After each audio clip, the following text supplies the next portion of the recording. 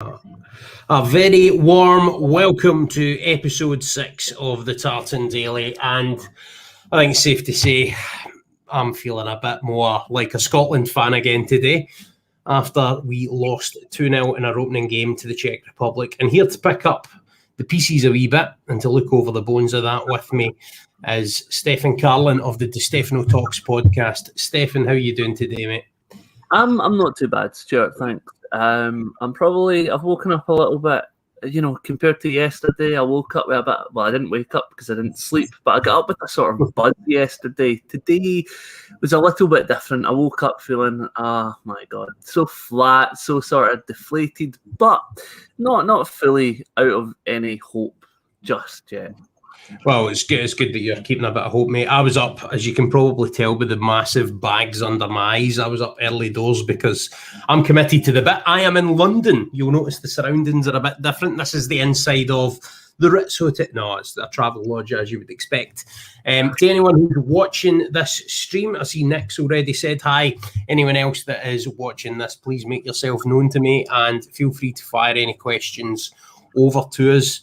What we'll start off is just be looking over the game in a kind of general sense, and then what I've decided I'm going to do today, and I'm springing this on you, Stefan, is player ratings. I think we should go through the team and rate the players and see what we thought in terms of how they did, because I think, and then obviously we can turn that into looking forward to maybe the changes that should be made ahead of Friday, if you think any should be made. Also, anyone who is watching the chat, Nick says he's looking forward to Friday. I think everyone is, maybe a wee bit less or maybe even more, in the sense that now there's absolutely nothing to lose. If we'd got 3 points, you could have made the argument, couldn't you, that you know what, let's just go in and try and get a point off England, and that would be the worst thing you could possibly do. Whereas we can go into this and this is a free hit now, isn't it? I don't know if I want to call the England game a sort of a free hit. I was speaking yesterday and watching the England-Croatia game. I thought that's a very cagey, tight sort of affair. Neither team looked like they've been that great, to be honest. I thought the game was quite flat. It was dull. It was boring. Something I like to associate with England and the national team and how they play football. That's totally from a Scottish perspective. But I genuinely don't think that they offered much. And the thing about Scotland is, Stuart, when you see Scotland play, when all the expectation is upon us, as you see from yesterday, we falter. However, no one, and I mean no one, is expecting Scotland to go to Wembley and do anything. So in that respect, yeah, it's a free hit. However, when Scotland don't have the expectation on them, they do something. And I'm just hoping that kind of works again, because I think we need, a draw at best is what we need, but a loss is sort of, you're talking, it's game over at that point, maybe. Yeah, I think it's one of those, the way that I look at it. I mean, if you get a draw, then, I mean, there's hope against Croatia, but I think we've got more of a chance of beating England, not because they've obviously just gone and won their game against Croatia, but I think Scotland will be, I think we stand more of a chance in a game that we will be absolutely 100% up for. Everyone in that Scotland team, regardless of the circumstance, if it's Billy Gilmour, he'll be looking to show, if he was to play, he'd be looking to show, you know what, I can mix it with the best Premier League stars and the best England stars. If you play someone like, if Stephen O'Donnell does play again, it'll be like, well, you know what, I play for Motherwell, but I can play up against Raheem Sterling. We'll come to that in a bit more detail, because that's what I want to happen. David Marshall will be looking to prove himself after obviously being questioned for the positioning on that goal, although my argument is Jack Hendry made the bigger of the errors by having, I thought that was a ludicrous decision to shoot, and it was very, very naive. And a defender that I've kind of gone into the tournament, he was one of the players I was really worried about. I think he's made a decision there don't get me wrong, it's absolutely magical from Patrick Schick, but that decision cost the goal as much as David Marshall. David Marshall's maybe up 5 yards too many, but he nearly got back, which at his age, fair play to him, it was a decent sprint. But he's got to play quite high because of the way that Scotland were playing. They were really squeezing the game, so there was an obligation on David Marshall to try and do that. But Jack Hendry to shoot, I mean, there's an easy ball down the side. You know, you're not going to, I mean, how many of those shots are going to go in? So I thought that was the worst of those two errors. Who would you cast the blame at more for that second goal? I've seen the argument on Twitter about Jack Hendry, and I have to say, I mean, you've explained it quite well there, but for me, it's David Marshall. I think, and I can take your points on board, but for me, he should have been nowhere near the area that he was. To be that far up, I don't know if it's justifiable. I take the point on board about Hendry firing the shot. I think that was naive. I think that was stupidity. He had better options around him. But for me, David Marshall, he's experienced. I think he has to do better there. He knows that something could go wrong and someone could aim for long. And unfortunately, Patrick Schick did. But for me, the blame lies solely with him in that respect. A keeper of his experience really shouldn't be getting caught out in the manner in which he did, if I'm being honest. Aye, it's disappointing. And I think the big thing is the sense of deflation. And you can't really blame the team in the sense of, you know, that they didn't have a goal, because although people are criticising the conservative nature of the team selection, I felt Scotland came out and had a right good go at it early on and properly started the way that you would be wanting a Scotland team to start in a fixture of that ilk. But the problem was we didn't take our chances when they presented themselves. Second phase from a set piece, the defending wasn't good enough. Again, it was O'Donnell and Robertson had swapped at that point. So it was O'Donnell who was closing down the crosser, just didn't get out quick enough. And yeah, I think that I was always worried about set pieces going into the game, but second phase, you should be able to reorganise a bit and you should be able to deal with that as well as the first one. And that didn't happen. And then there was the mistake for the second goal, which we've just been discussing.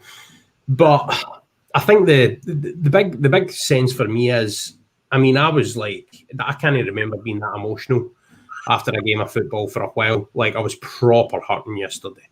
You know, and that's as a Norwich fan watching us get pasted every week after Project Restart. But this is on a different level of club football, the way it gets at you, isn't it, Stefan? It did get at me at the point, you know, when Sheik scored that goal, I sort of sensed it was game over. When the chances weren't coming off, we were getting them, but we weren't getting the sort of rub of the green that you need. I was like, this is just a bad day at the office for Scotland. And I was feeling rubbish. I was feeling gutted, sort of deflated. The Tierney news in general, when I heard that deflated me something awful. But it's part and parcel of being a football fan. It's certainly part and parcel of being a Scotland fan. You know, we've felt like this before, and no doubt we will feel like this again. But it's just about how not only us as fans, but players pick themselves up from it and how we can sort of respond to it together. Because we could respond to it by being negative and looking at where everything's went wrong, or we could respond positively and look at where things can possibly go and where we can get better. That's the avenue I'm looking to go down. I feel like football fans and maybe media and journalists, and we can all be a little bit too negative at times. I think we sort of have to be positive, even when it is the well's pretty dry on positivity.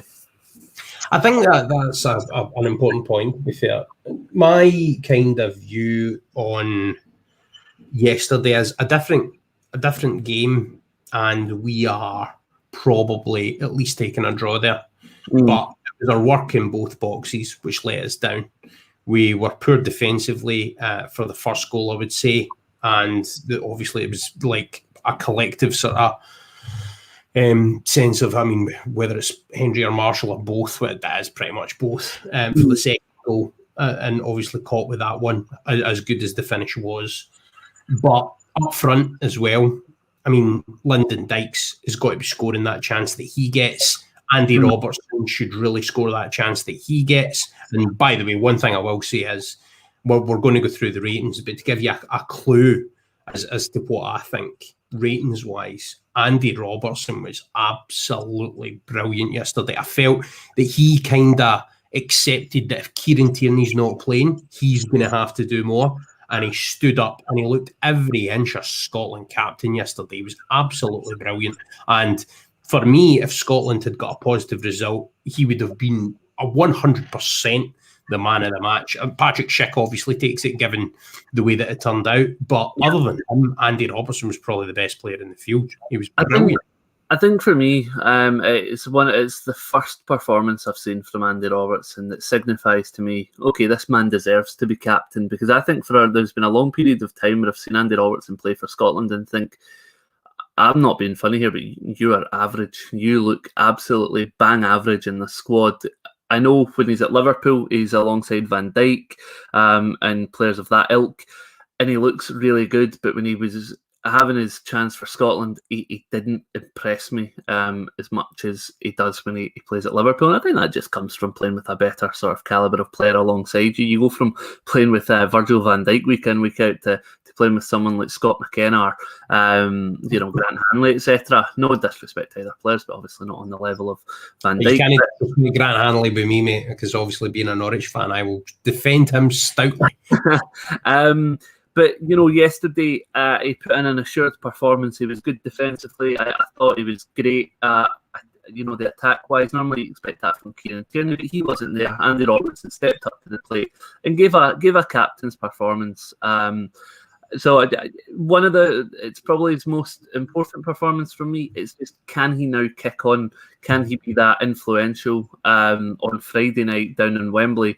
Because that is what you need from your captain. And if he can do that, then I think we can be on a good footing. Yeah, just talking about Friday night, Tony Lister says, speaking as an England fan, and even though being favourites for Friday, I'm certainly not overly confident, and I think a draw is looking the best bet. I mean, we'll look forward to Friday towards the end of the pod, but it's good to hear that there's a few England fans sort of worried. I can't say that I think the majority will be. I think they'll look at the way that they played against Croatia, which I thought was a really, really assured performance, and I thought they did it with minimal fuss. I thought Gareth Southgate's team selection, which was a lot more controversial than Steve Clarke's, was vindicated. And I think fantastic international boss, I've got to say, Gareth Southgate.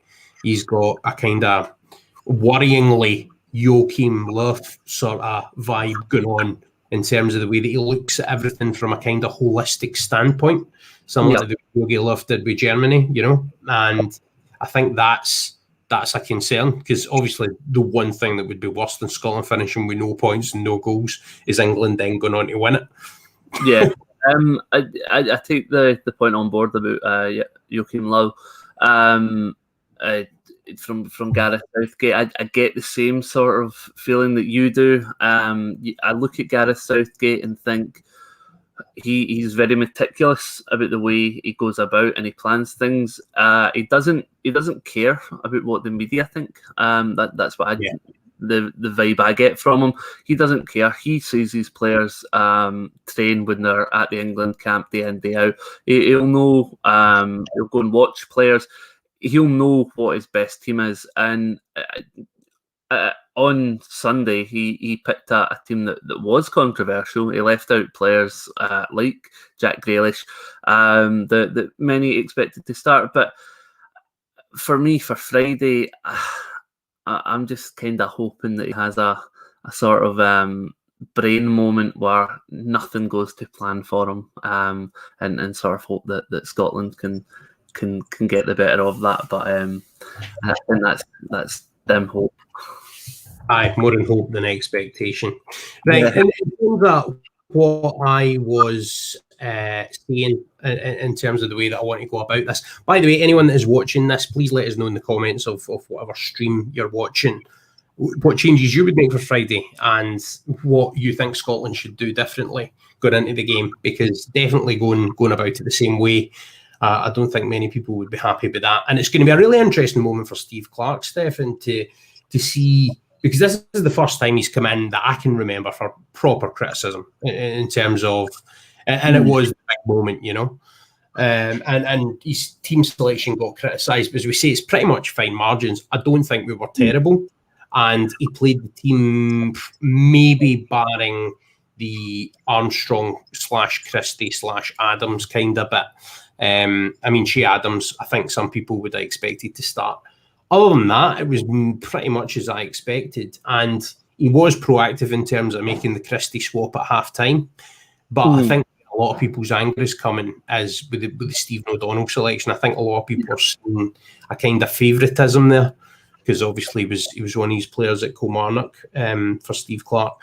So I can understand that, but I can also understand not playing a right winger as a right wing back, and I can also understand not playing a lad who's had less than 6 months regular football in Nathan Patterson in front of a player who's like a seasoned professional, you know, and has played most of the qualifying campaign. So I get the argument for Steve Clarke's rationale, but when it comes to it, it's to do with level of ability, isn't it? And the one moment that summed up Stephen O'Donnell yesterday for me was when he runs into the space as Christie's jinked past two men to get into the box. He's blocking his space off by making an underlap when the clear run is either, as James McFadden pointed out in the commentary, to hold your run or to go in the overlap on the outside. I think that was probably Stephen O'Donnell's best piece of defensive work yesterday. Good point. No, listen, Steve Clarke, you're on Twitter, I'm on Twitter. Listen, Twitter's a negative place at the best of times. I've seen Steve Clarke get criticised for how he set up in Serbia. So you know that he's always going to get a level of criticism from any sort of area or social media point of view. But listen, I think he was caught short with Tierney picking up a calf injury, I believe. He would have known about that before the game, obviously. He would add his team sheet. But I think that served as a blow to him, because he thought, right, well, how do I change it now? What do I do now? So that's impacted on how the team's set up. It's impacted on his choice of 11. For me, he got a couple of choices wrong. And at the time, O'Donnell was not one of them, because I like Stephen O'Donnell. I think Stephen O'Donnell's quite an assured player. He did well at Killie. He's doing well at Motherwell. For me, I was happy for him to be included in the Scotland team, because when the announcement of the full squad came out, I said, yeah, I think Stephen O'Donnell is Scotland's best right back. And many people were saying that Nathan Patterson should be in ahead of him. I wasn't having it, because obviously Patterson had played, I think, 7 or 8 games for Rangers. I don't think that was enough time. However, I think as the game progressed yesterday, I was starting to see maybe Nathan Patterson could be a better alternative, because I think Stephen O'Donnell played the occasion rather than the game, and anyone will tell you you'd never play the occasion. But I don't want to criticise him too much, Steve Clarke, because he had an almighty task on his hand. I didn't sleep the night before the game, or I struggled to. I doubt he had any sleep with the choices he had to make, but he got a couple of decisions wrong. I think the Armstrong Christie Shea Adams one was definitely one he got wrong. If it's me, I'm playing 2 up top and I'm playing Dykes and Adams. I think also the choice. So what would your midfield 3 have been? It would have been McGinn, McTominay and McGregor. And people will say, well, why Callum McGregor? Callum McGregor was ranked this season at Celtic. I don't take that away, but I think Callum McGregor is an exceptional footballer. I think he reads the game differently to other people. And I can see why people shouted for Billy Gilmore to be in there, someone that's at Chelsea, plays in one of the best leagues in the world. He's just won the Champions League. But for me, Callum McGregor is more experienced, and I think he always puts in a shift for Scotland. So that would have been my midfield 3 of McGinn, McGregor and McTominay, the 3 mix. I think I can see the thinking, though. I like the idea of having Armstrong in there as a good ball carrier. And actually, Stuart Armstrong, of those 3, was Maybe over the piece, him or McGinn definitely did more than McTominay. McTominay for a Man United player was very, very disappointing yesterday. It was the kind of game. Now, don't get me wrong, there was a lot of punting the ball over his head, right? Because that was another thing that not having Kieran Tierney and the team did.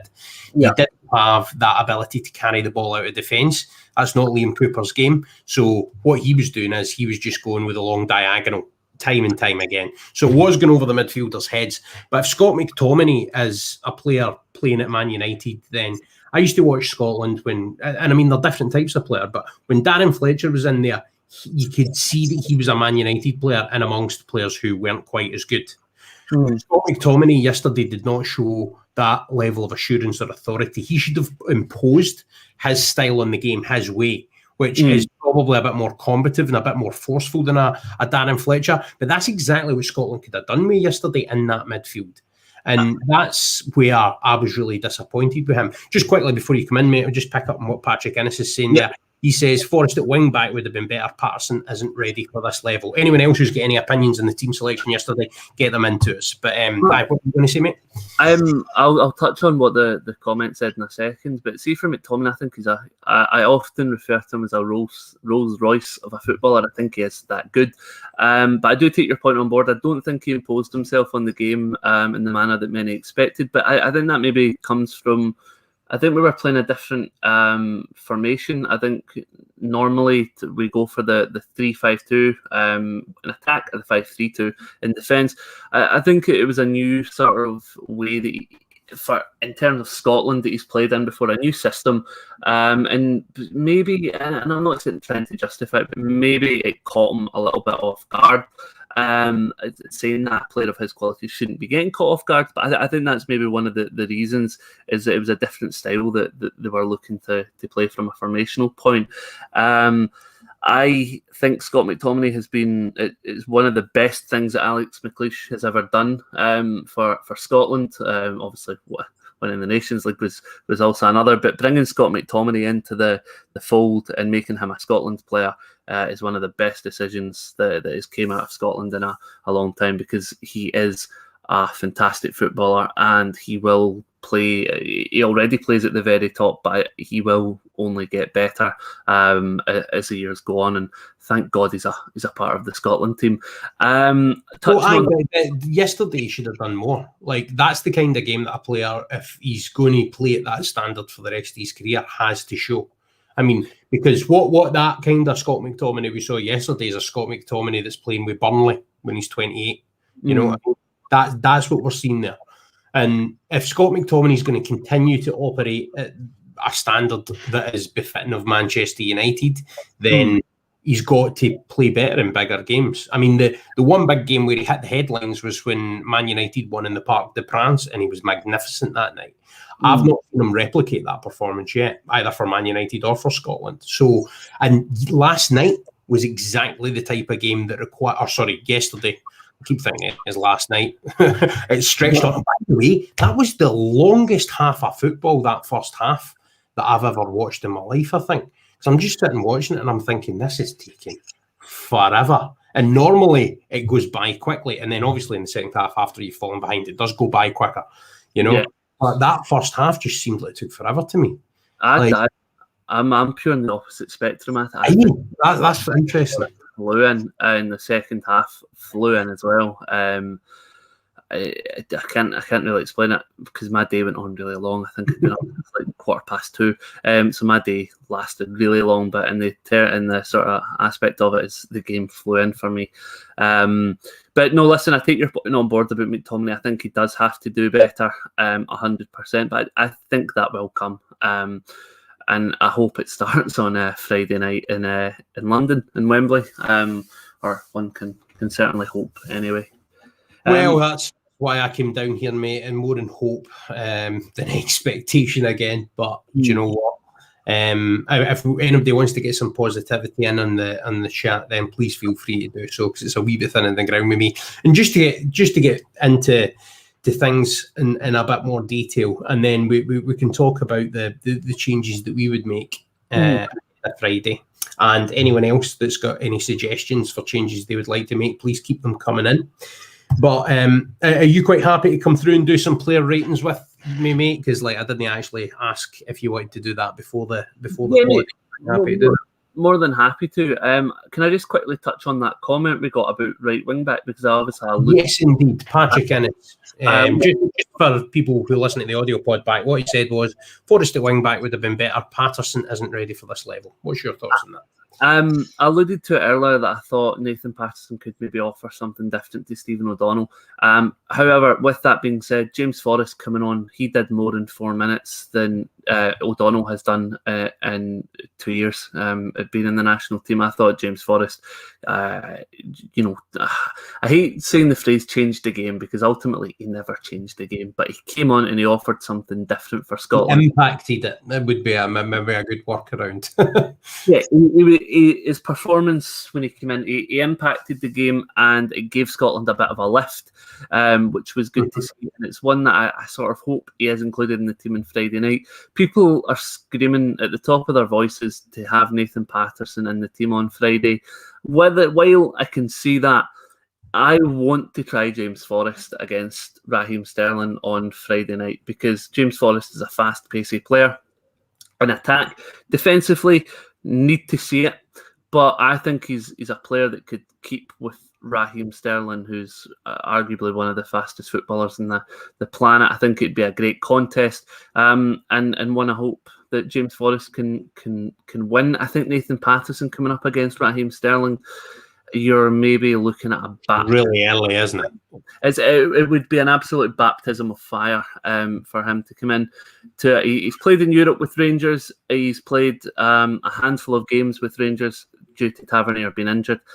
I think putting him up against Raheem Sterling on Friday night is too soon, and I think that is one thing he does not deserve to have happen to him, is for Raheem Sterling to give him a torrid night and absolutely rinse him. That is not... You don't need to destroy a kid. But the one thing I will say, just to kind of counter that, is I think two of the best individual performances I could remember from Scots in Europe in a defensive standpoint were John Kennedy and David Marshall in the Nou Camp against Barcelona all those years ago. And they had very, very little first-team exposure at that point either. So in that sort of thing, is there maybe something to be said for throwing someone in who's not going to show any fear because they've just got that sort of blessed with the naivety of youth, if you like, and can just go in sort of maybe not overawed by the occasion, but just play it for what it is? I think it depends. I don't doubt Nathan Patterson could go in and play the game, but down at Wembley with over 20,000 people in attendance, it'll arguably be the biggest crowd he'll have played in front of. I don't know if it would be fair on him. That would be how I would look at it. I don't think it would be fair on him. He's 18, 19. I just think it's too soon. And if you've got an alternative in Forrest, I say we use the experience there. The youth is great, but I think in terms of that, I think you have to go for experience. Does James Forrest have the defensive nous we need, though? Well, that's... I don't even want to say it's up for debate, because it's one of my gripes with him at Celtic is maybe he doesn't come back enough. But that's a good question. I can let you ponder that and we can go into the ratings if you want. yeah, let's do that. Right. David Marshall. I would still give... No, I can't show any sort of... I mean, he got us here. So, cheers, mate. But, I mean, based on that second goal, it's got to be a 6 out of 10. I think he made a couple of good saves, though, as well. And saves you would expect him to make, but he saved it the right way, in the sense of he also took a couple of high balls really well when we needed pressure taken off. But when I say saved it the right way, I mean not like palming it back into danger, either palming it wide or holding it. So I think it was a solid performance for David Marshall, but based on the mistake for the second goal, which, by the way, I should mitigate by saying Andy Robertson in his post-match interview said that Marshy needs to be there. Now, I don't know if, having watched it back, he would still say that. Maybe he would. But I could understand where he was coming from in that when we were playing a really high line, you can't just leave acres of space for Patrick Schick or either of the wingers to run into, Yanked or Masopust. So, but I understand that, but you also can't come that far out your goal that Patrick Schick sees you as a sitting duck, which he also suggested in his post-match interview, is that he'd been looking to do that a few times during the game. So, I'm giving him a 6 out of 10. What about you? Based on I think he made a couple of decent saves during the game, which I was pleased about. He made a good couple early on. He made one in the early stages of the second half. It was very good. It was looking good. I thought he was unlucky. He had sort of no luck in the terms of how Schick scored the first goal. It was a great header. It was a power header. Marshall couldn't do anything. He couldn't stop that. It was too good a header. And that. You blame the defenders, because I thought they did really well to get in between them, to be fair. Yeah, I blame the defenders. I don't think they were strong enough there, and they allowed him to get his head on that with the authority that he did. Marshall was unlucky for it. I can't blame him for the goal. The blame lies with the defence. The second goal, as I said earlier on, he gets the full blame for me. Far too far off his line. It's a mistake a keeper of his experience shouldn't be making. Andy Robertson's right in what he said. He has to. But I assume Andy Robertson, when he said he has to be there, I assume he means on the line, or I hope he doesn't mean he has to be. I think he means he's got to at least plug in the gap, doing a bit of the sweeper keeper stuff. I don't know if he means right on the periphery of the centre circle, which was pretty odd. If Andy Robertson meant Marsh should be there, as in he should be in his box or on the line, then I agree with that. If he meant that he should be there, I disagree with that. I think Marshall has to be better for the second goal, really better. So based on his performance as a whole, I'm going to give him a 5 out of 10. Harsh taskmaster, mate. Right, let's move on. So I'm going to do it as a back five. We'll go right to left. So Stephen O'Donnell. I'm going to be. Oh, I mean, do I really go?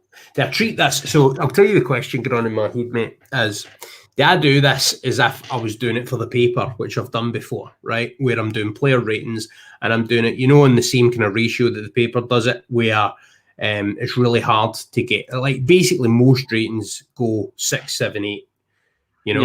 And 5 is seen as harsh, 4 is incredibly harsh, and then 9 is incredibly good. Have you ever read Bild, the German newspaper? Fleetingly. If you ever see their player reviews, they do it for German football all the time. That's the route I'm going down today. I'll tell you what, I'm happy to use the same scale, but I want to know what that does. Like, so how are they different, if you read it in the Record or the Sun?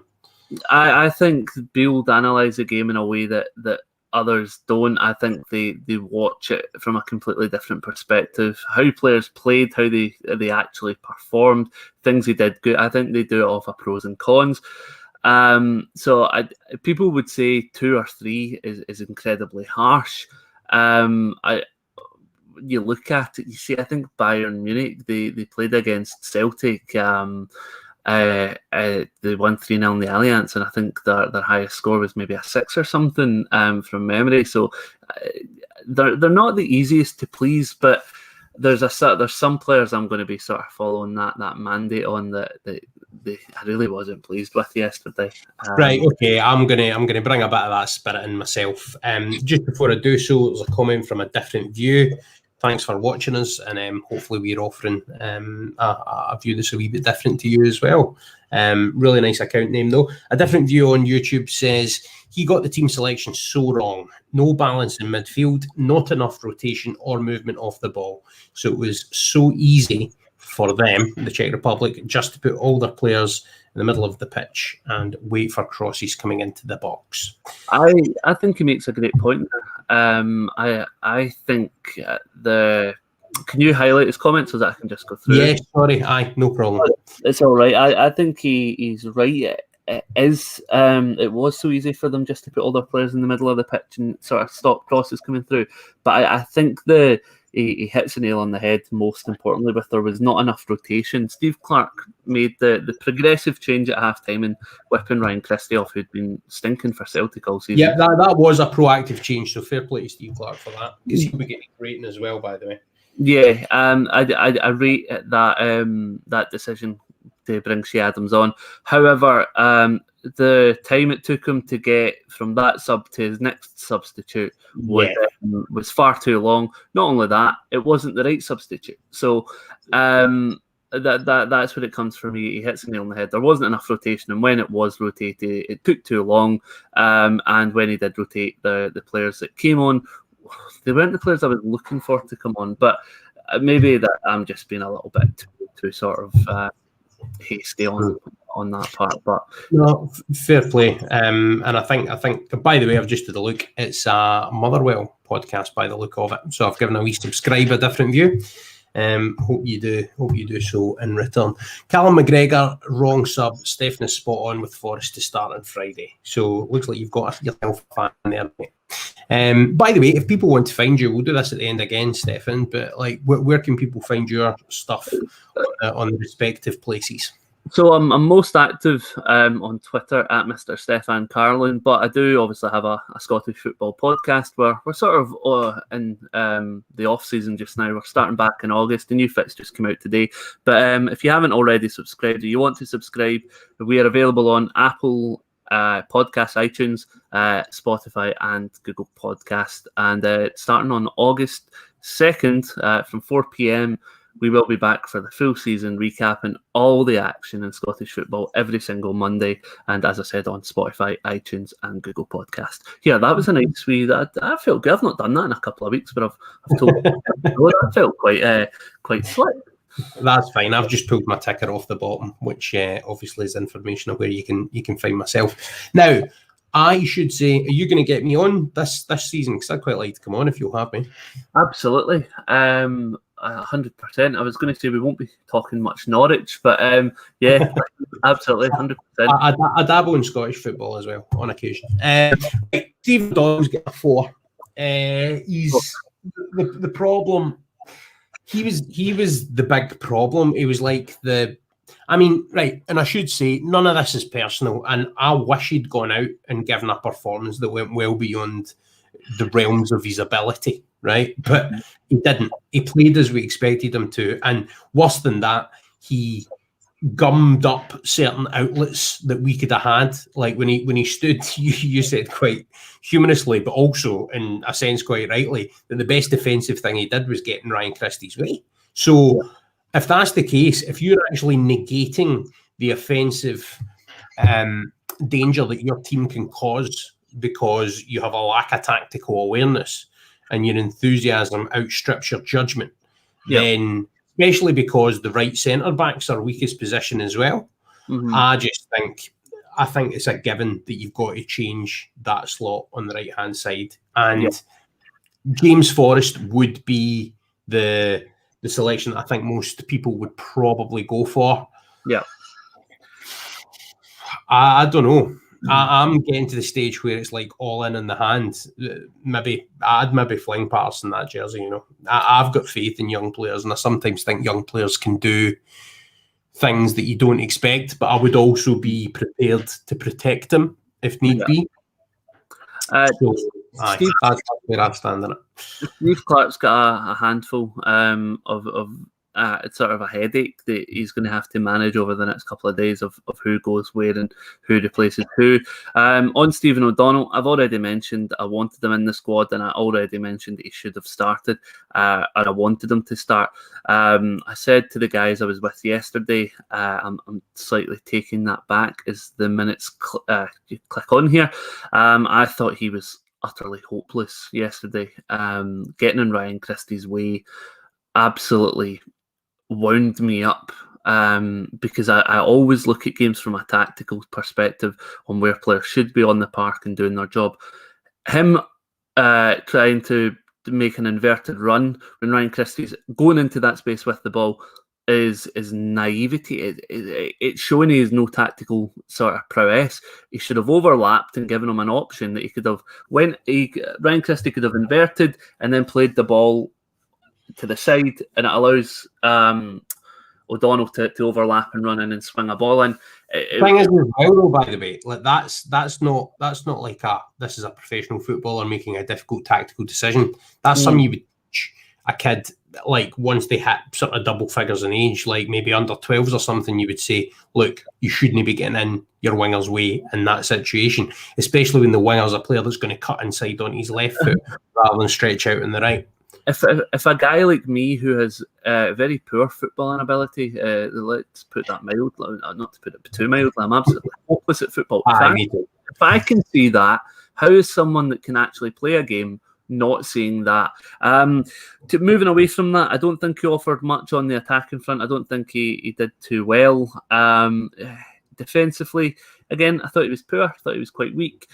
I'm going to have to give him a 3. I had so much hopes for him, but I like this. So I'm actually going to take a note of these. So you gave Marshall, what was that, 5? Is that right? 5, yeah.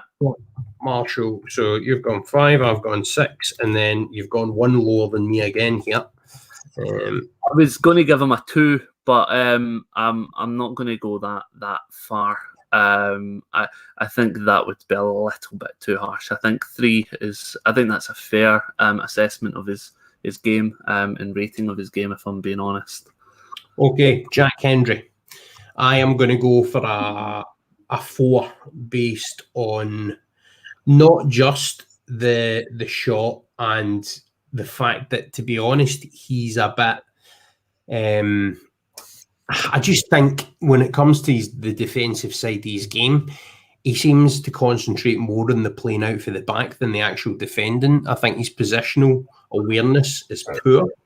Yeah. And I think, to be honest, he's a bit of a liability at the back. And for all that, there is something to be said for keeping your composure at the back and doing things. There's also something to be said for knowing when not to overplay. Mm-hmm. And there were spells in yesterday's game where he and others at the back for Scotland were just overplaying and trying to play out when it wasn't working. And we didn't have the skill to squeeze it. And there was one bit in particular just after the second goal had gone in. And he got the ball on the edge of our 18-yard box in the middle and took a rather clumsy touch around a challenge and then played out. And it worked all right. But, I mean, if it had gone wrong, it was 3-0 and game over. And I had no confidence in him in that situation, and I felt he had too much confidence in himself, particularly for someone that had just pretty much given the ball away that led to the equaliser, you know? So, in fact, that is what happened by the foolish shoot. So, this was an expected one because I thought he would be the player that would be most likely to let us down in terms of most likely to make a mistake leading to an opposition goal, and that's how it turned out. So to get in, I'm gonna go a 4 again. I just don't think it was a good enough performance, and I would be leaning somewhat inclined to maybe. So if Kieran Tierney plays, then I think you maybe move Cooper into the middle and Hanley out to the right back slot. Or, I mean, I know Cooper's a left-sided defender, but if you want to keep Hanley as the stopper, maybe just play him in the wrong side of the back 3, you know. I don't know. But I definitely, anything that keeps Jack Hendry out of there, I'm happy with. So, Jack Hendry's getting a 4 for me.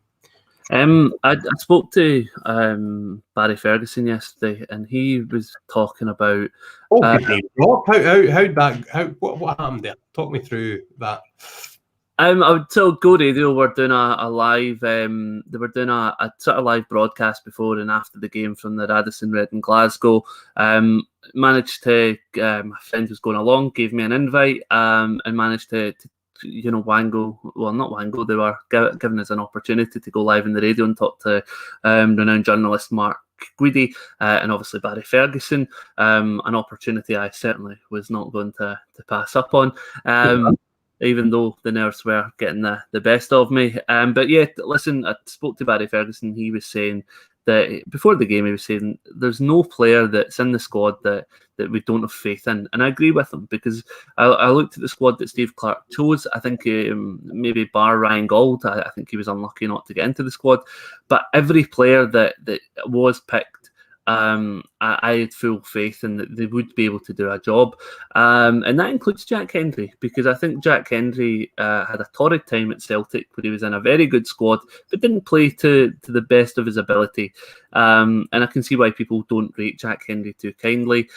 He's then went to Ostend in Belgium, and he's turned out to be one of the best players in the Belgian league. Some people will say, well, that tells you the value of the Belgian product. I look at it a different way. I see it. In fairness, I've commentated in that league before. It's a good league.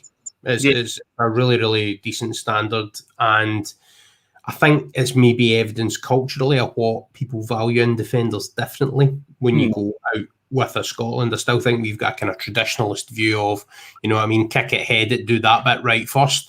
Whereas I think abroad, there's a bit more of an appreciation for defenders who can play out and initiate attacks, and they probably wouldn't have been flapping the way I did when he took that touch in the edge of his box, I mean, this could be another podcast in its entirety, but I think there's a view from many within Scottish football that it's a snobbery, and we look down on the ways that different leagues plays, especially leagues that are maybe on par with us or below us.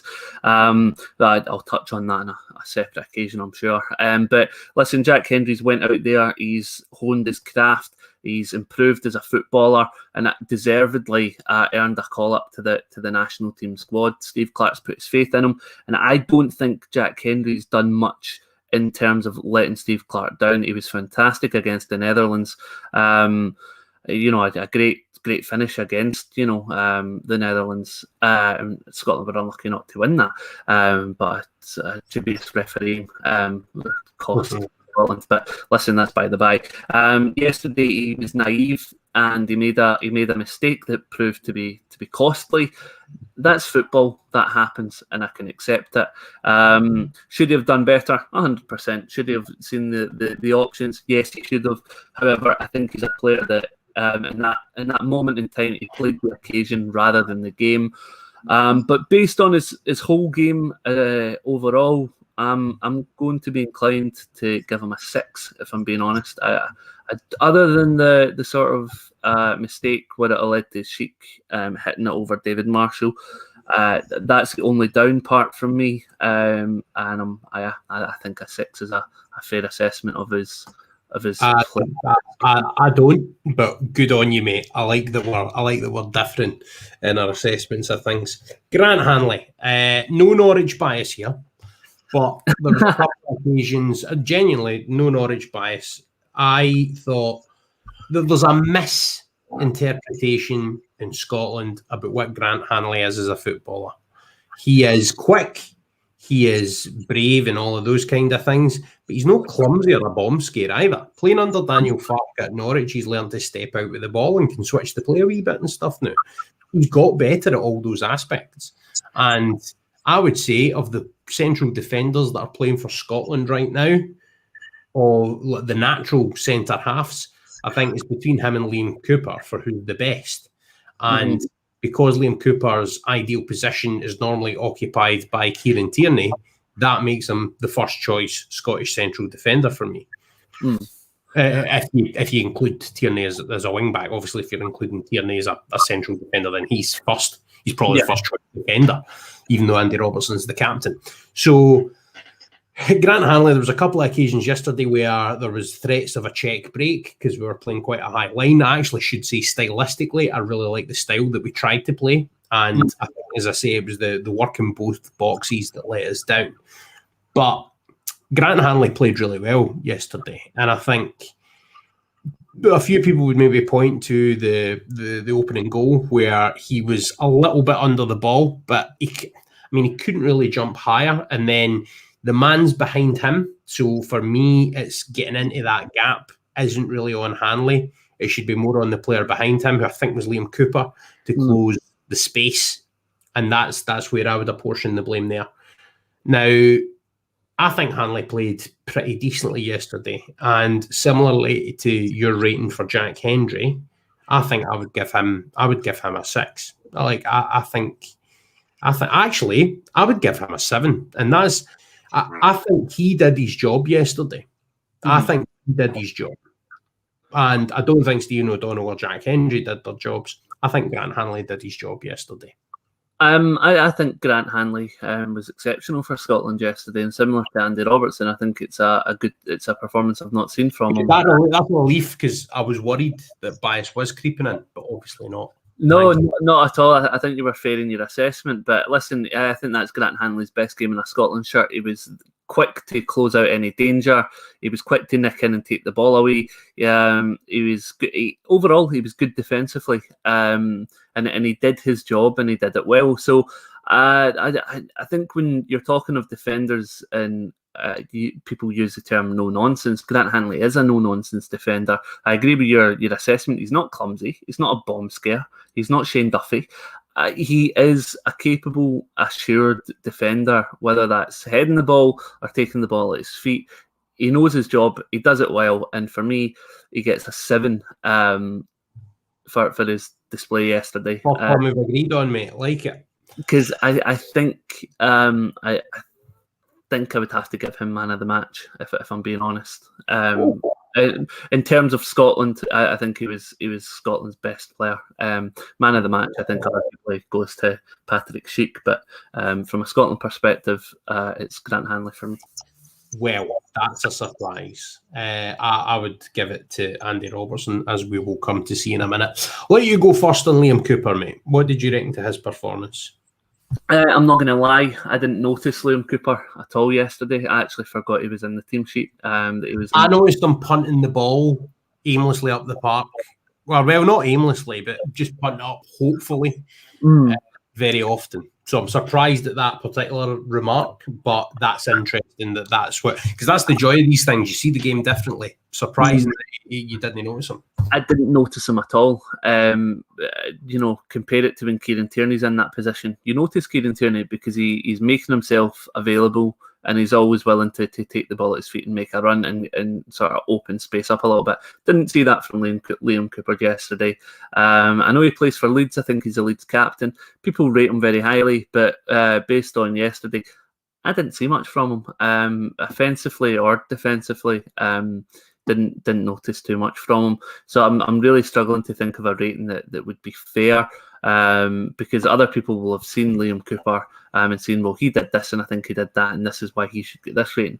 I didn't see anything that impressed me. I'm not going to say, well, he's getting a 1 or a 2, because I don't think that's fair in terms of, I think that's probably too harsh, but I am just going to hit it right down the middle and give him a 5.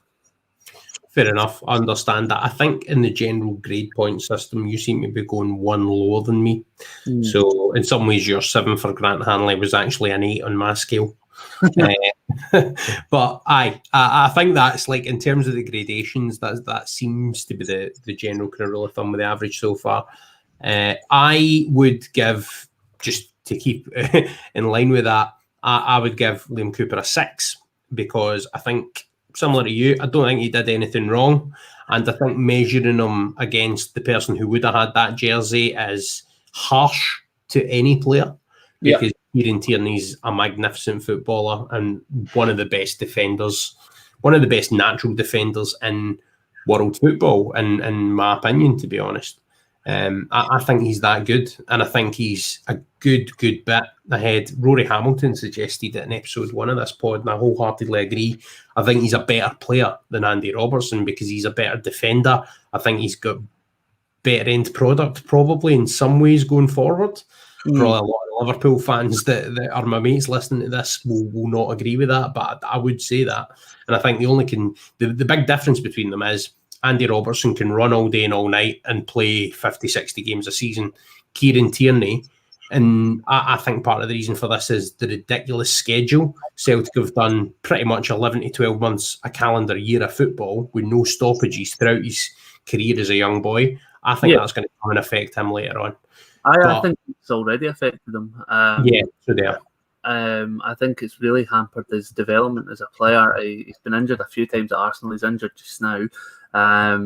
Celtic ran him into the ground. They worked him like an absolute workhorse, to the point where he was injured. I think he was playing against Rangers in March of 2019, and he was injured while playing. Neil Lennon wasn't for subbing him off until it was a little bit too late. So listen, Celtic got their money worth out of Kieran Tierney. They got their 25 million because they worked the boy unbelievably hard, and now he's paying for it.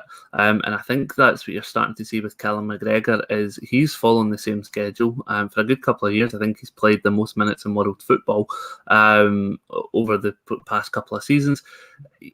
People are saying, well, look at Callum McGregor, he's regressed this season. Well, no wonder, because Celtic have, again, worked him far too hard. But I'm sure we'll come on to Callum McGregor and his rating for coming on as a sub, or maybe we're not doing that. But yeah. Well, we'll do the subs as well, but we'll probably be a bit quicker on them.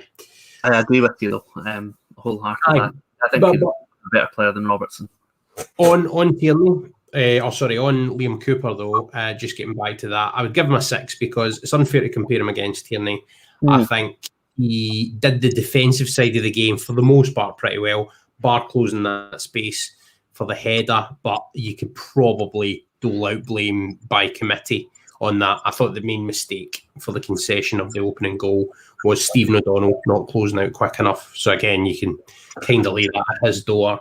Yeah, I think Cooper did well, and considering it was an 11th hour call as well, I thought he looked up for the game and did decently. But we seriously missed Kieran Tierney's ability to step out, because he knits the defence and the midfield together for Scotland, and we didn't have that yesterday.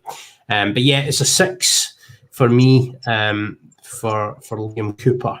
So that's it's interesting that you've gone with a 5 there as well. Andy Robertson, mate, on you go.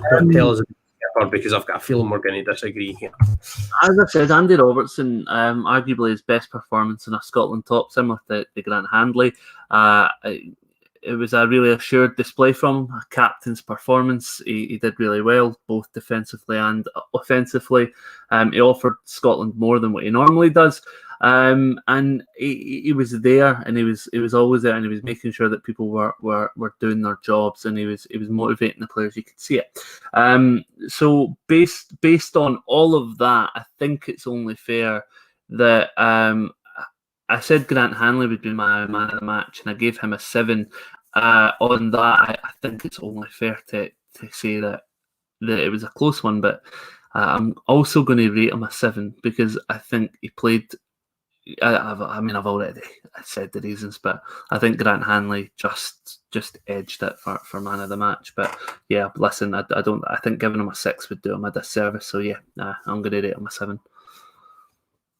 Fair play, my man. Robertson, for me, was the best player in dark blue yesterday, and by quite a distance. I think if he'd finished his chance, which he kind of deserved to, on the basis of the forcefulness of his performance, I mean, it would have been a 9, but I'm giving him an 8. I thought he played every inch, looked like a Scotland captain, was lifting everyone round about him, was talking to all of the other players, which is a bit harder to do in a wide position than it is on a wing. Yeah. If you're on the wing, then you're a bit isolated, especially from like Stephen O'Donnell on the other side, who could perhaps have done with a few words, to be honest. I think, though, Andy Robertson was superb yesterday, and I think he should be very proud from an individual sense of his performance and what he tried to do. It's a shame that it didn't work out, to be honest, is the only sort of good thing about it. But Andy Robertson's getting an 8 out of 10 for me. I thought it was, like you, I thought it was his best game for Scotland, and I think it was the fact that he tried to step up because he knew Tierney wasn't there. And I thought, without trying to do too much, he tried to compensate for that by being even more forceful with his attack and running, but also making the bits of the jigsaw that operated round about him work better. But he also seemed to have a bit of a hold and control in the defence as well. And he just thinks about the game the right way. Like in his post-match interview, when he says we could have been a bit braver with our line and stuff like that, you can just tell this is somebody that's quite cerebral and thinks about the game the right way. Yeah, no, 100%. Excellent. So let's move on to the midfield, and we will start with Scott McTominay. I'll go first here. Scott McTominay's getting a 4 for me. I thought he was underwhelming in the extreme, and maybe part of that 4 and not a 5 is the fact he's a Man United player. But I know he's still quite young, but he's old enough. If you're playing in the Man United first team, you're old enough, you're experienced enough. You have to take the responsibility that being that player in the Scotland team is put on you by virtue of the fact that you're a Manchester United player. Darren Fletcher did it for the moment that he stepped into the Scotland team. I think his first game was away in Slovenia or Slovakia. It was quality there. And from the moment that Darren Fletcher played, maybe that was his first goal. Memories in a haze now when you get to a certain age. But Fletcher, for the moment that he was in the Scotland team, it was like, oh, this is the kid for Man United. And he looked like a player that was operating at a better level than those round about him. Mm-hmm. Even as a kid. He had that. He took that responsibility on his shoulders and never shirked it, and was a brilliant professional and a cracking Scotland international. Now, Scott McTominay has, let's be honest, the reason we went to extra time against Serbia was on him. And that was a nervous, fraught extra time. And don't get me wrong, penalties is a really dramatic and brilliant way to do it. And the David Marshall memes will live in the cybersphere forevermore. But Scott McTominay has not done enough in his time as a Scotland player to be befitting of being the Man United player in the Scotland team. And unfortunately, there's going to be the parallel drawn with Darren Fletcher, and you can't do it from a footballing standpoint, because I definitely think Fletcher was more of a footballer, but in terms of standards, right? Because that's something that Fergie, for example, preached at Man United all the time. It's all about standards. Steven Gerrard, when he came into Rangers, even before he'd managed to implement the standards that he wanted, he's always talking about standards. It's one of these things that's thrown about by people that operate at the top echelons of football. Now, if we want Scotland to try and replicate these bigger clubs, then you need players like Scott McTominay to be setting standards. The standard that Scott McTominay set yesterday in that Scotland jersey was mediocrity. 4 out of 10. Again, it's Liam Cooper for me. Didn't do too much right. He didn't do too much wrong. He wasn't noticeable. I'm going to say the same for Scott McTominay. I don't think he was noticeable. I would say I think he was noticeable by how maybe absent he was in the game. Certainly not his best performance. He didn't impose himself in the game the way many would expect him to from being a Man United player. With that being said, and it's the thing I'm going to take away from it, I know Scott McTominay can be better than how he's performed for Scotland yesterday. And maybe in Serbia, I think he was at fault for the goal. Nah, I'm not going to disagree with that. He was at fault for the goal. But based on his performance yesterday, maybe I'm being too generous, or maybe you're being too harsh. I don't know, but I'm gonna hit him with the same as Liam Cooper. He's getting a 6 for me. And people will maybe. I think with Liam Cooper a 5. I thought you said straight in the middle. But I think you gave Cooper a 5, and I was going to ask you, did you give Robertson a 7? Is that right? It's all what. So I gave Robertson a 7, and I'll do the same with McTominay, because I think in the terms of that him and Cooper, I didn't really notice him that much. I'm just going to head it straight down the middle with a 5. I think that would be a fair assessment. Maybe I'm being too generous, but I think that probably is fair, and maybe I'm being the unfair one there. But I feel it's deserved unfairness. That's a word, lack of fairness. It's a deserved lack of fairness, because I just don't think it was standards. I just come back to my standards point. He's got to be one that set the standard. Andy Robertson set the standard yesterday. And Scott McTominay, if he'd maybe done that in the midfield, maybe the game goes differently. Don't think it was a massive deciding factor in the game, his non-performance. But I do think we would have benefited a lot if he could have done more. And I don't think Soucek was that imposing on the game that it made it difficult in the middle for Scotland. You know, like I think he could have got in about it quite easily just by, I don't know, maybe a bit more application in terms of the press. I mean, traditionally in shape-wise, I think that's the one thing I would say in McTominay's kind of defence is I think he understood the shape not too badly, despite the sort of the wrinkles in the formation that you mentioned. But just not good enough for me in the end. I think a player that is playing at that level week in, week out, you've got to replicate that standard when you play with Scotland, because we need you to do that. We don't want you to bring your level down to everyone else. You've got to lift theirs up. Well, I think I'd be a hypocrite in disagreeing with you, because it's something I've said for Andy Robertson for a while, is he needs to perform how he does with Liverpool, with Scotland. So yeah, listen, I'm not going to disagree with that. I think that's something Scott McTominay has to do. It's something he has done before, but I think he needs to be consistent in it. So I'll agree with you on that. Okay, the other Mac in the middle of the park, John McGinn. How did you feel he played, mate? I'm not going to lie. Again, I didn't notice him that much. Again, maybe noticeable by absence in terms of how he performed. I don't think it was a John McGinn we expect to see. I don't think he was as flamboyant and flawless as he usually is. It's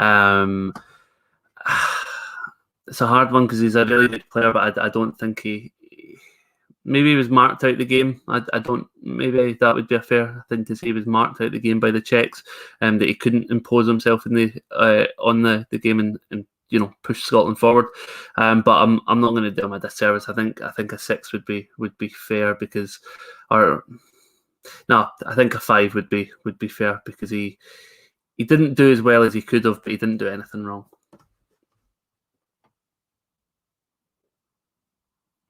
I'd hit my mute button there and I was busy typing in names and keeping a track of ratings. Callum Mitchell's come in with a comment just to say, put Gilmour and Patterson in the team. Tierney back, we will have a chance to cause problems to England. I would not be against that. No, me neither. Wouldn't be against it. We've spoken at length about Patterson. It is just whether or not Steve Clarke sees him as a sort of maybe as a secret weapon, or maybe it sees it as an area of concern. Can you put Patterson up against Sterling? No. It'll be interesting to see. But Gilmour, not opposed to him coming into the squad at all. He's a great player, Champions League winner for God's sake. So listen, not opposed to any of it. Yeah, Billy Gilmour, by the way, in episode 3, I spoke to Sean Kenny, who has known Billy since he was a Wayne and has watched him grow up. Obviously, Billy Gilmour very much the pride of the local area in terms of where I'm from, down in Ayrshire. So it would be brilliant to see Billy in the team. But thanks, Callum, for getting in touch with your suggestions for Friday. Anybody else who wants to get in touch in the chat with ratings or suggestions, then please do so. That would be good to know. Margot Murphy actually says on Friday I would play Adams, Forrest and Craig Gordon. Interesting. Would you consider changing the keeper? Anybody that knows me knows that I'm not Craig Gordon's biggest fan. One of my mates, Adam, is a Hearts fan, absolutely loves Craig Gordon, and he's taken no sort of punches not left on me about Barkas this season at Celtic. Listen, Craig Gordon's a fantastic player. I said on Go Radio yesterday to Barry Ferguson and Mark Guidi that Craig Gordon's he's a great shot stopper. I just think he's a keeper that's inconsistent in terms of he made some amount of blunders for Celtic. That was more after he was asked to change his game, though. So I would say Gordon, before Brendan Rodgers getting his head about playing out from the back, was actually really pretty solid for the most part, and I'd never seen him make a mistake for Scotland up to the point of that, whereas if I look at the friendly match he played recently, I thought he was caught quite flat-footed, as good as the free kick was, against the Dutch. So I don't know. I think, and particularly if you remember the season under Ronnie Dyler, where Celtic, I think they got out the group stages, didn't they? And that was just because Craig Gordon stopped it being cricket scores for the opposition every single European game. Yeah. So I think Gordon's had his. I mean, I think his peak has passed, but I think you could probably say the same for David Marshall.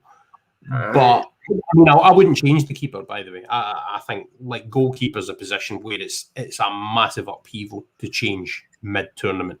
The thing about Craig Gordon is he has made some amount of mistakes for Celtic. I mean, RB Salzburg probably the one I can remember because it was so quick, but it was so close to where we are now. It was 2018. But for me, I think you have to change the goalkeeper. I'm not Gordon's biggest fan, and that's what I was touching on, but I don't think he makes a mistake that Marsh made yesterday, and I think we could benefit from his shot stopping ability, especially when you've got someone as ferocious as Harry Kane is. So I am on the other side to you, Stuart. I would be changing the goalkeeper because I think David has now had a dent in his confidence. And I think you have to. I think it has to be Craig Gordon. He's the second best keeper for Scotland. I think David Marshall still is better, but I think it's a confidence issue. And I think Craig Gordon didn't put a foot wrong against the Netherlands. So I say, why not try him against England? Okay, I'm going to put a poll on my Twitter after to see what the result comes up with just after we talk about John McGinn. You gave him a 5 because you said you didn't really notice him. I thought John McGinn a few times tried to get the team moving forward. He got the ball, carried it, turned well, and got the team up the pitch a wee bit.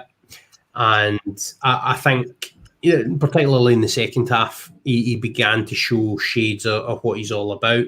What he didn't do is he didn't get into the opposition box with well-timed runs that caused them problems and get himself in positions to finish chances, which is what he's been doing so well for Scotland and what we really kind of need him to do if we can.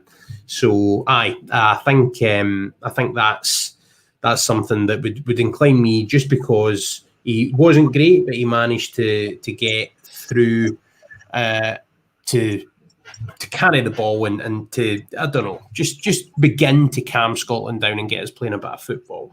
I'd be inclined to give him a 6. But I'll tell you what, let's speed up the rate that we're doing these at. I will quickly move on to talk about Stuart Armstrong. I think Armstrong I'm giving a 7, which a lot of people might not agree with, but I think Stuart Armstrong, particularly in the early stages yesterday, was really positive. He was doing all the Stuart Armstrong things. Then when Shea Adams came on, I think you could see the understanding that they've developed at club level.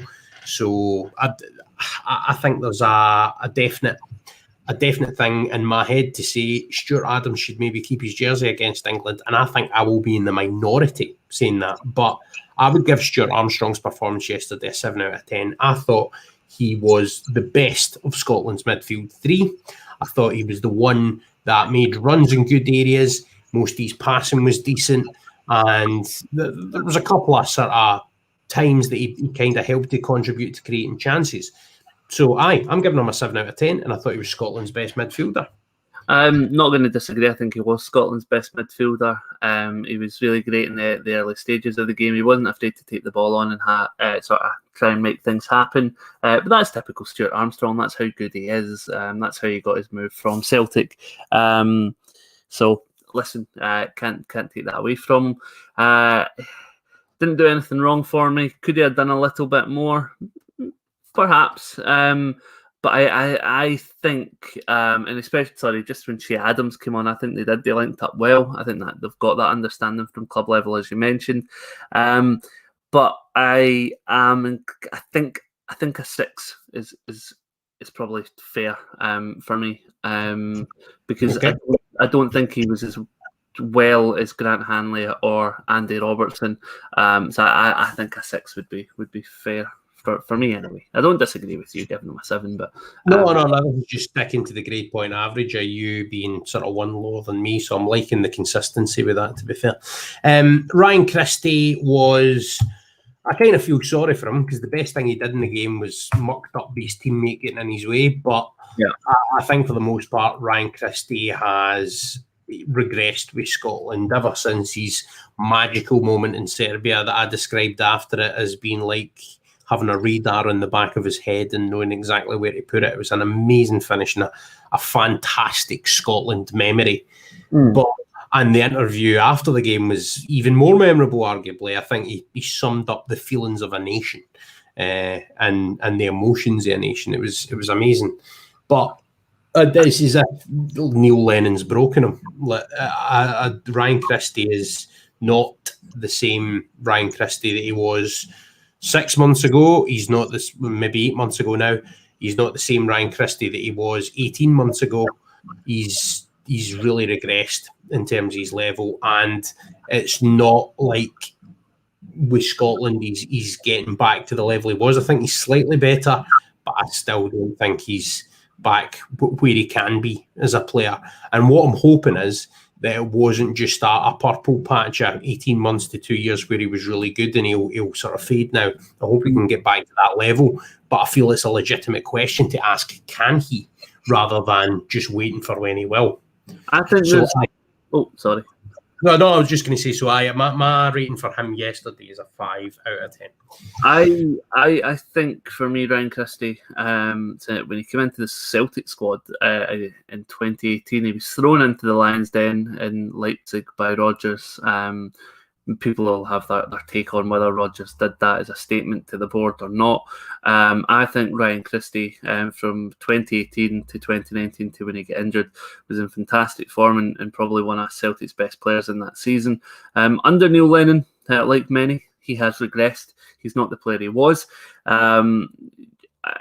Sad, because I rate Ryan Christie. I think he's a great player and I think he deserves a move away from Celtic. I think that is what's going to be best for his career, so that he can kick on and develop and be as good a player as many of us know he can be.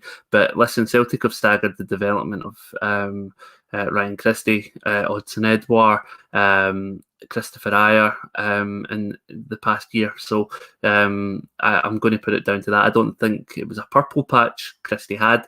I think he's a good enough player and he just needs to be under a good enough coach. As for his performance yesterday, it was typical of how he performed all season with Celtic. And the goal against Serbia, which, you know, we're all going to give him credit for. He deserves it. I'm going to liken it to the situation right now when Tony Watt scored against Barcelona. Biggest moment of his career, and he's not done much since then. But unlike Tony Watt, I think Ryan Christie will go on and play at a high level, such as the English Premier League. So based on yesterday's performance, the best thing he did was cancelled out by Stephen O'Donnell.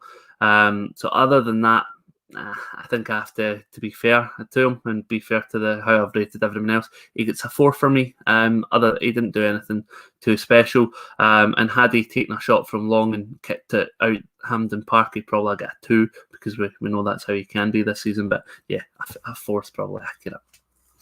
Fair enough, mate. I think that's keeping with the grade point average. Lyndon Dykes, I am giving a 6 out of 10. A lot of people criticised his performance, and the reason it's not a 7 is because I thought his finishing needed to be better with that chance that he hit with his left foot.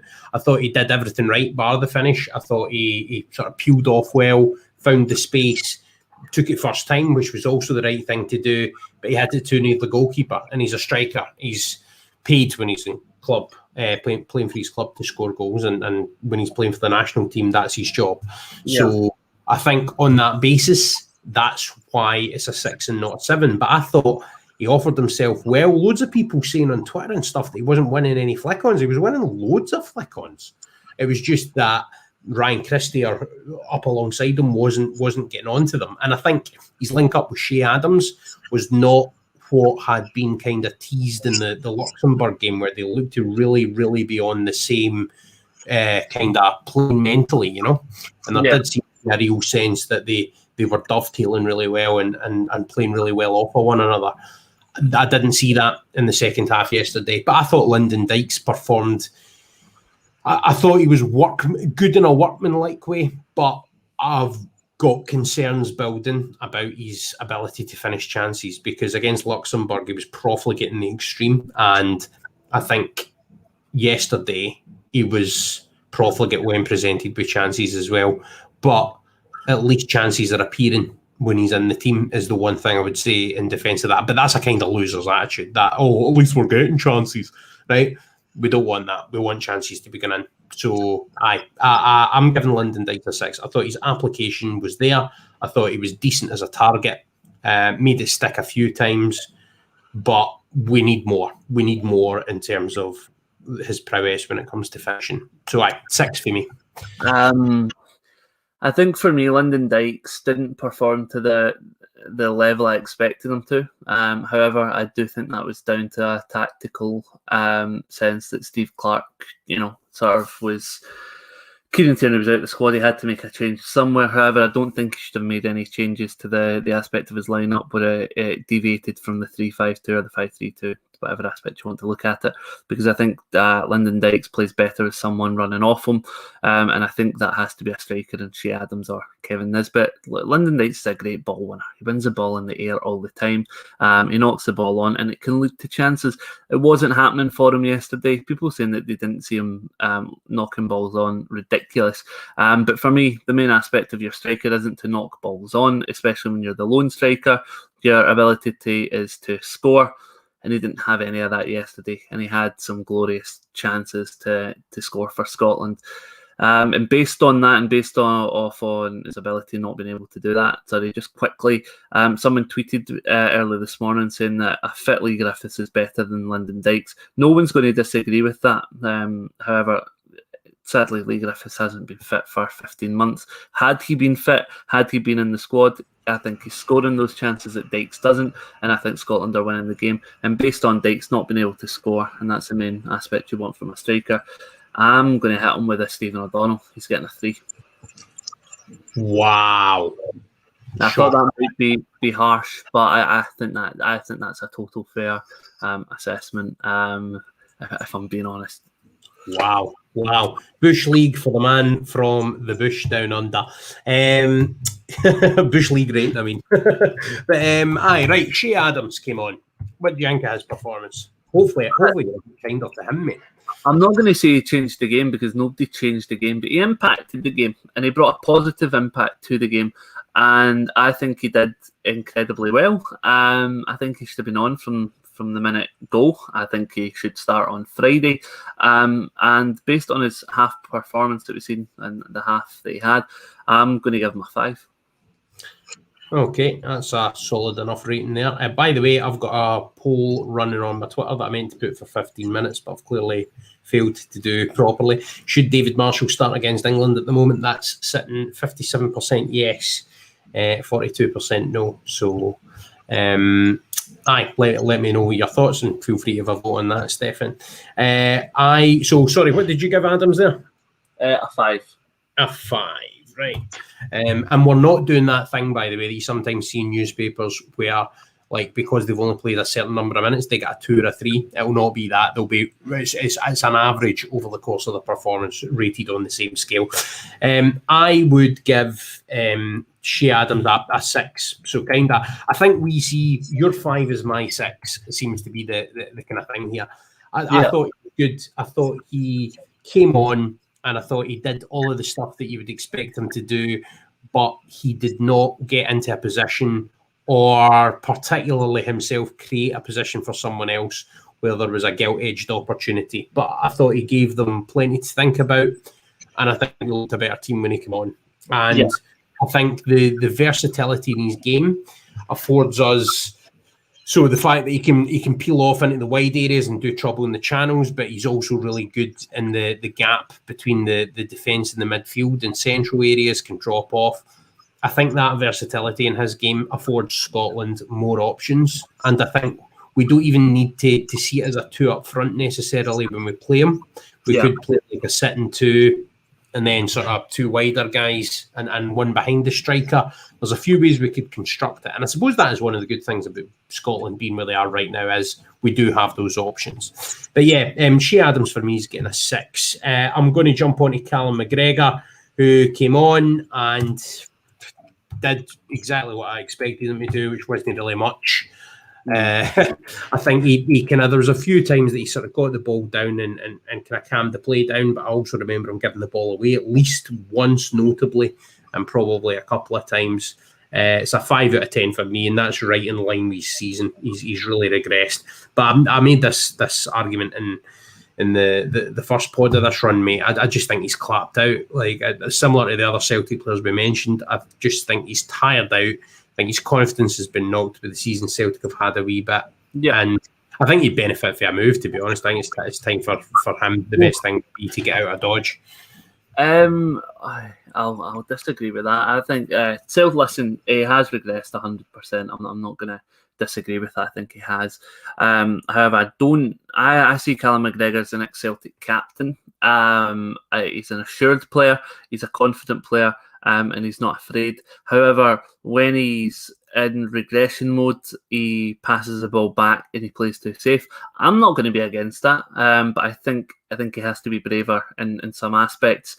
So no, I think Celtic need Callum McGregor. I think Celtic needed Scott Brown to stay under Ange Postecoglou. To have right, I'll tell you what, that can be the first thing we debate in your podcast then. Yeah, no, let's do it 100%. But listen, I think for Celtic to lose the captain and a leader in Scott Brown, I think it only notably would fall on Callum McGregor. If Celtic lose Scott Brown and Callum McGregor, they have no leaders in the squad, absolutely no one. So I think Celtic need Callum McGregor to stay, and I think Callum McGregor needs Celtic to stay, because I don't think he's going to get a big money move, and I don't think he's going to go to a big club down in England, if I'm being honest with you, not in the performance of last season. So he has regressed. On his performance yesterday, don't think he did too much wrong, didn't do too much right. He was only on for minutes, but I think I wanted him to start, but I have to give him a 4, if I'm being honest. Don't like giving Callum McGregor, a player of his quality, that number, but yeah, he didn't impact the game. So just to confirm that, it's not because he was on as a sub that it's less. It's just based on the same standards you've graded everyone else. That's a 4, yeah. Yeah. Okay, Ryan Fraser. Noticeably absent. Obviously wasn't and didn't start in the squad. Didn't do much when he came on. So by my standard of not being doing much but not doing much wrong, a 5 has to be a fair assessment. A 4 or a 5. I'm going to give him a 5 because Ryan Fraser can be an incredibly influential player for Scotland, but I think the change was brought on too late. So yeah, a 5 for me. Yeah. Same thing, same reasons, to be honest. I don't think he did too much, but I think he could have probably done more. And it's that could have done more bit that makes it a 5 from me for him. James Forrest. Impacted the game when he came on. He made a difference within 4 minutes. Really powerful player, wasn't afraid to go at the Czech defence, wasn't afraid to give it a go. I think he motivated and spurred players on. It's something Celtic have missed all season, is his ability to beat a man, something I've questioned for him for a wee while now, but you really see how much of a big miss he is to Celtic, but how big a miss he can be for you. So based on that, I thought he had a great game when he came on. I'm going to give him a 6. Fair play. I think, yeah, I've given him a 6. And again, it's for similar reasons, mate. I thought he affected the game when he came on. I have my reservations over him as a player, and I think his game should have developed more, given how long he's been a professional.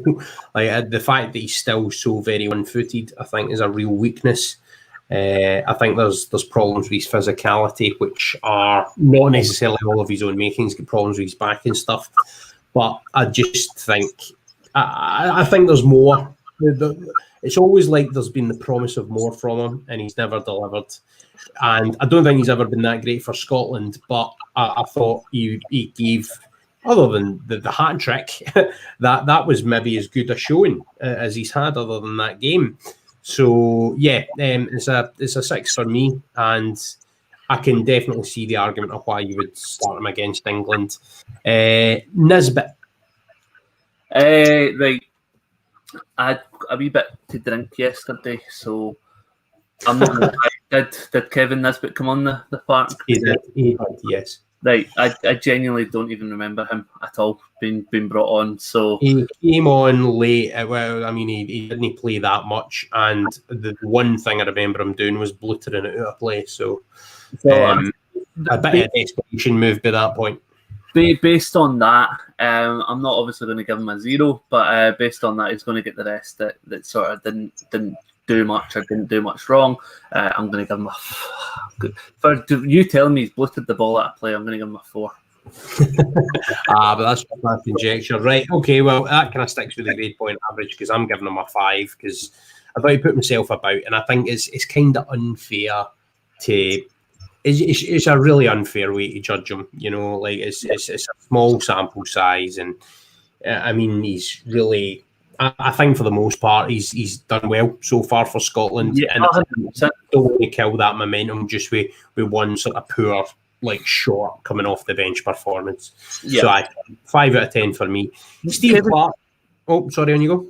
I was just going to say, Kevin Nisbet's a player I would take at Celtic. I would be turning around to Hibernian and saying, hey guys, how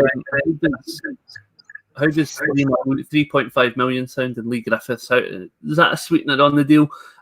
Because I think Kevin Nisbet could be a fantastic striker for Celtic. So I think it would be a good one for all parties. But you know what will happen? Celtic will quibble over a few £100,000, and then somebody else will come and get him.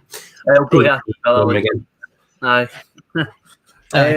So I can totally see that. I have actually made the same point myself, and my understanding is on that, by the way, given that everybody likes that when I break exclusive still, not that this is an exclusive. My understanding on that is that he is very, very keen on waiting for an approach from Celtic, even though other suitors are interested. So it'll be interesting to see what happens with that. But I think that's one it's not beyond the realms of possibility that happens this summer or not long after. Final one we're going to give a grade to, and I'm going to let you go in a couple of minutes because I understand you're going to get off. You're doing a bit of mountain climbing today, aren't you, mate? Yes, mate. Going up Ben Lomond. Looking forward to it. Clyde Ben Ann back in October. Now, by the way, if there's a way to clear your head of Scotland's mediocrity yesterday in the perfect way, that's got to be it. Go and climb a big Scottish hill. It sort of came at the right time. I first climbed my first mountain back in October, but not Ben Ann, by the way. Fell coming down it, but hopefully that doesn't happen this time. No, it was all right. I fell into a sort of little watery, I don't know, I'm not going to call it a stream, but there was water, and sort of fell, but all good. Didn't hurt myself. Bruised ego more than anything. But yeah, looking forward to it. So it should be a good head clearer. Aye, no, it should be good, mate. Final one we're going to give a grade to today in our ratings is Steve Clark. And I'm expecting you to give him a 4 because I'm giving him a 5, which it would be very easy to be really reactionary and go, oh, the manager got it all wrong, blah, blah, blah, blah, blah. I didn't disagree with any selections yesterday particularly. I understood the rationale behind every single one of them. I thought his first substitution was bang on. Thought it was the right sub at the right time. A lot of people would have been clamouring for O'Donnell to get off, but still understood the decision to keep O'Donnell on at that point. But you said it earlier in the podcast, those second substitutes came way too late, and they were unimaginative. The rest of the substitutions in that game felt like paint-by-numbers subs. There wasn't any sort of sense of, you know what, let's try something a bit outside the box. The fact that we didn't see Turnbull come on when Scotland were crying out for something, you know, from a set piece or whatever, I thought was pretty galling. I just think there was a lack of imagination in the substitutes, and other than the initial sort of proactive move at halftime, I think it was kind of reactionary. But the one thing I've said in this podcast before, again, I think it was episode 1, was Steve Clark so far as Scotland manager has made sort of decisions sometimes which have surprised me, and it doesn't feel it's felt under Scotland managers before where it's like, oh, he's just picking his favourites. You know, it does feel like there's a chance for players to play their way in and maybe out, more tellingly, ahead of the England game. But this is going to be the biggest team selection that he's ever going to make. I mean, the Czech game was just because of the gravitas of the occasion. But given the context of this, a lot of people will be judging Steve Clarke on what he does for this England game. And he's kind of hiding to nothing because it's going to be a hard one to get right. And even if he does, we can still end up losing anyway. But if he makes some brave changes ahead of this England game, I will be proud of him. And I'm giving him a 5 out of 10 for yesterday because I think the manager was another one who failed to turn up on the big day. Oh, sorry. No, when you go. Hindsight for me is a wonderful thing. People are saying, I got the team selection wrong, this, that, and that. When the team came out, I said that's probably maybe the best or closest to the best team he could put out. No qualms about the team he put out, to be quite honest with you, because as I said, I had faith in every single one of them to do a job. So he's going to get marked positively on that for me. Where he goes wrong and where it all goes south is his substitutions. They were unimaginative and they were far too late. The proactive one comes from Christie coming off for Shea Adams. He gets marked up on that. I think that's a great shout. However, he should have followed that up with substitutions such as Billy Gilmore coming on for John McGinn would have been my shout. And I would have also brought on Forrest for Stephen O'Donnell quicker. So those are the two where it all went sort of wrong, and he didn't do it quick enough for me. So on that, he's getting marked down. Overall, I think it's only fair to give him a 4.5 out of 10. And the only reason he's getting half a mark is obviously the proactive sub in Ryan Christie and Shea Adams. Had that not happened, it would probably have been a 4, close to a 3. I can't believe you've gone into decimals with just one selection and it's the final one, mate. Good on you. Cracking stuff there. Excellent. The last thing I'm going to ask you, mate, because I know you need to get off, is so what would your changes be for the England game? So O'Donnell for Forrest. So my team would be Craig Gordon in goal, a back five of Forrest as a wing back. If fit, this is purely if fit, would be Jack Hendry, Grant Hanley, Kieran Tierney and Andy Robertson. The midfield three would be McGinn, McGregor and McTominay, with Shea Adams and Lyndon Dykes up front. That would be my team. I would have a lot of faith in that team. One thing I want to say to Scotland fans is, listen, Spain lost their first match in the 2010 World Cup. Okay, anything is possible. It's football. We have a decent team. We have a strong team, and there's no expectation on us to go down to London on Friday, to go to Wembley and slay the Three Lions. However, it's not outside the realms of possibility, and I've got faith in Scotland that we can go there and get a draw, and I've got faith that we can take the ageing Croatia team next Tuesday. I still think Scotland will be able to qualify from this group. Maybe overly optimistic, but I'm not giving up just yet. It's not quite checkmate. I don't actually even want to tell you my changes because I want to end on that positive note, mate. I'm happy with that. But I can't resist the temptation. I think your team, other than the Gordon for Marshall swap, is the team that he'll go for if Tierney's fit. Like, I think Forrest will come in. I think Hendry will keep his place. And I think McGregor will come into the midfield. I think that is the team that I see him putting out. Personally, what I would do is I would fling Nathan Patterson in. I would keep Stuart Armstrong in. And I would bring Shea Adams in for Christie.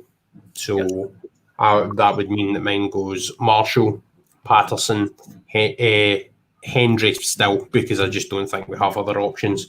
Unless Liam Cooper was cut. Actually, let's go with Liam Cooper. So we'll go Marshall, Patterson, Hanley, Cooper, Tierney, Robertson, McGinn, McTominay, and Armstrong, and then Adams and Dykes. That would be my team. But we can still do it. I wish I shared your positivity, mate. I really do. But maybe I should be the one that should go and clear my head walking up a Scottish hill. Sadly, the only hills I'm going to see are the massive skyscrapers and the Shard and stuff in London. I'm here for the rest of the week.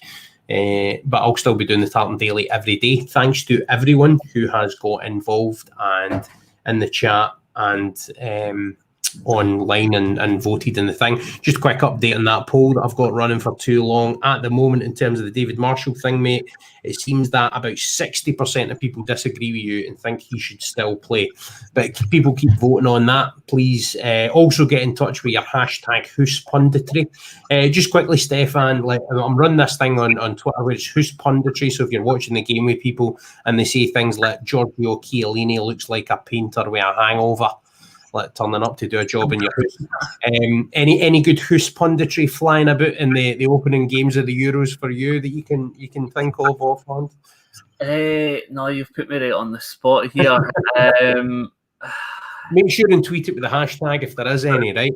And then we'll read it on the podcast. I'm not quite old for facts. I've not got anything in the pipeline yet, but you know what? I'm going to go and think, and I'll let you know by Friday. I'm sure I'll have one by then. That's fine. On that note, we are hoping to get Adam Miller, Old Firm Facts, on the podcast. So I'm working on that. And we do have a Scotland international who's provisionally, former Scotland international who's provisionally agreed to come on as well. So exciting stuff in the run ahead. But thank you for everyone who's got involved with the Tartan Daily. I'll play my wee video as an outro, which has all the information on how you can follow us and get in touch. But thank you very much for doing so. And please do share this podcast if you have enjoyed it. I'm enjoying doing them. And you know the rules. No Scotland, no party. Thank you for watching today's Tartan Daily. I hope you enjoyed the episode. We'll be doing each of these every day during the Euros, as long as Scotland are in the tournament.